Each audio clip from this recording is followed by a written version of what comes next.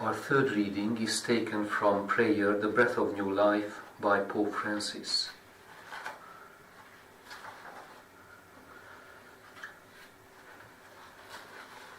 A humble prayer obtains mercy.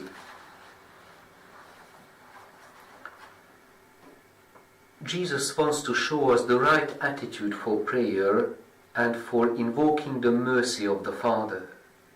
How one must pray. The right attitude for prayer. It is the parable of the Pharisee and the tax collector.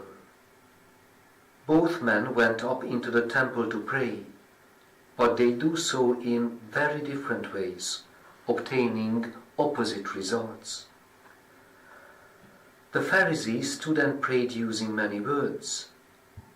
His is, yes, a prayer of thanksgiving to God, but it is really just a display of his own merits, with a sense of superiority over other men,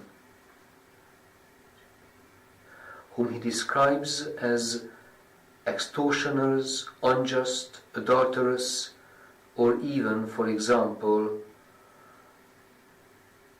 referring to the other one there, like this tax collector.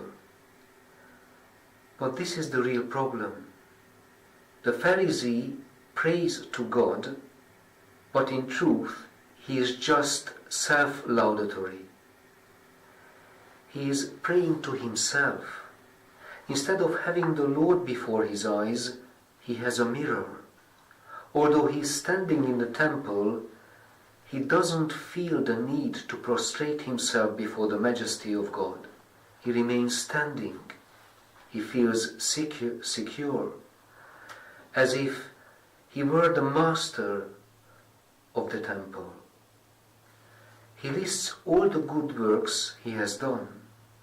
He is beyond reproach, observing the law beyond measure. He fasts twice a week and pays tithes on all he possesses.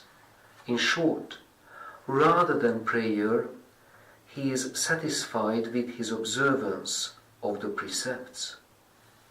Yet, his attitude and his words are far from the way of God's words and actions.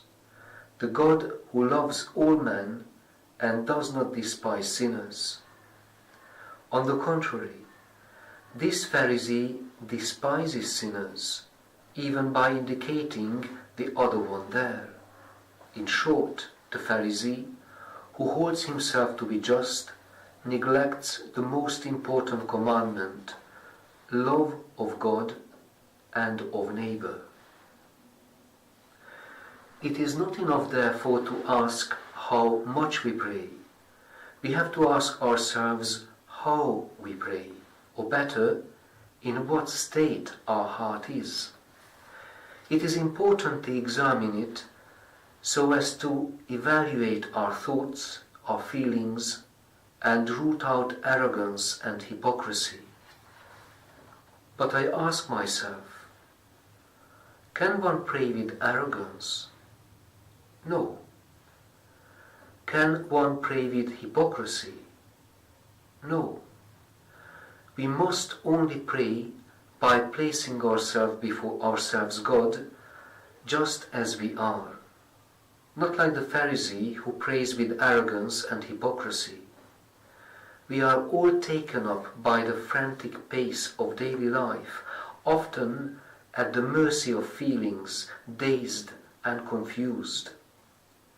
It is necessary to learn how to rediscover the path to our heart, to recover the value of intimacy and silence, because the God who encounters us and speaks to us is there. Only by beginning there can we meet in our turn. Only by beginning there can we in our turn encounter others and speak with them. The Pharisee walked toward the temple, sure of himself, but he was unaware of the fact that his heart had lost the way. Here ends our third reading.